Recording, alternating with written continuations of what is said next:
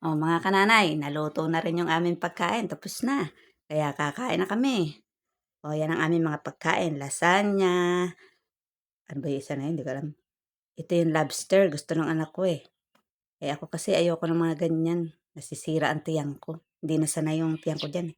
Yung panunaw niya, ayaw na. Kaya siya umorder. Titikman ko pa rin kahit kapraso.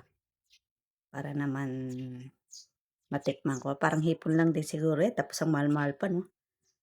Eh, kailangan kasi yung na-consume naming bayad dito sa Dator, eh, maano namin ng pagkain. Eh, hindi na kami susuklian nun, eh. Kaya anohin namin ang pagkain. 'Pag hindi naubos, balot namin. Ano nga pala dito, hindi libre ang tubig na inumin, Walang libreng inumin dito sa restaurant na 'to. O-order ka. Ang order, litro. 1 litro, 400.